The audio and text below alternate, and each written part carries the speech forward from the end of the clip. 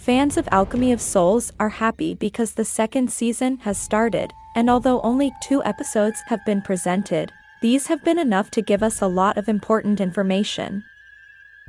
One of the questions that some are asking after watching episode 2 is who is really the one who inhabits the body of Naksu. Although there was an explanation, there are some doubts and many think that the explanation has some gaps and some contradictions.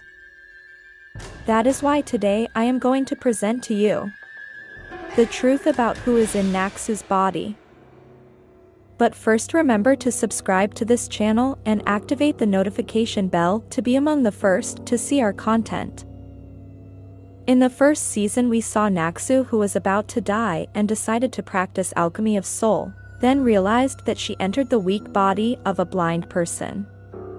We know that she didn't choose to be in that body, but Bu-yeon was the one who trapped her soul and put it in her body. Master Lee said in the second episode that Naksu was not in Bu-yeon's body through Alchemy of Souls, but she was locked inside the body. Recall that when that happened, Naksu was looking for a strong body and had seen a woman's body, but before seeing that body she encountered Bu-yeon and touched her, then pushed her and left. It is believed that at the moment she touched her, Mu-do could feel her energy and then decided to trap her soul in her body. But what many wonder is why Bu-yeon did that, why she trapped someone's soul in her body, and what her intentions were. It is believed that she did it because she wanted to feel that strong energy that she felt when she touched Naksu. Let's remember that Bu-yeon was weak and blind, and because she had those physical limits, she used Naksu's soul in order to feel better. But it is also believed by many that she actually trapped her soul to save her. It is thought that since Bu-yeon had been very hurt by what happened to her in her childhood and Naksu also went through a trauma as a child, the souls of the two are very similar. Therefore, they say that the two had to be connected like yin and yang in order for them to function efficiently. But with this we know that Bu-yeon's power is impressive, because she was able to catch a soul without having to use the soul injectors. That's why once Cho-yeon told Mu-do that her sister was a priestess and had the power to trap souls until they were helpless. So Bu-yeon's power can be considered one of the greatest in the series. What happened is that we haven't seen her power in action. In the last few minutes of the first season we saw how Jin-mu was able to control Naksu's mind and managed to make her hurt Jang Uk. Then Mu-do realized what she did and that she was petrifying herself and jumped into the lake. We then saw Ho-yeon's maidservants rescue her, and then she asked Master Lee for help to revive her daughter. In episode 2 we can hear Master Lee's explanation. Master Lee noticed that the body had petrified but did not have a single ounce of water in it, but it was still alive. He told her that the only way the body could stay alive was to use Naksu's energy that remained inside the body. Bu-yeon's soul clung to that energy, but to use Naksu's energy, Bu-yeon's soul had to be undone while leaving Naksu. Otherwise, both souls would die. Ho-yeon, although she didn't like the idea of sacrificing her daughter's soul, agreed because with that at least she had something of her daughter Bu-yeon, which was her body and blood.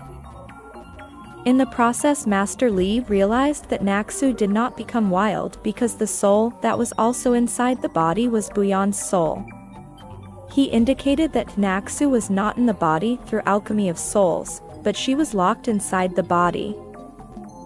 Now, Naksu recovered using her own energy, and the energy flowed into her face and she started to look human again. Her features looked like Naksu's because it was her energy that they used to recover her. So the big question that the fans had was how they managed to revive Naksu's body if it was burned. Well, they didn't really do it. That body was burned, and of course there must be her ashes. She has the body she has because Master Lee used Naksu's energy to repair Bu-yeon's body. That's why her physical appearance is like Naksu's.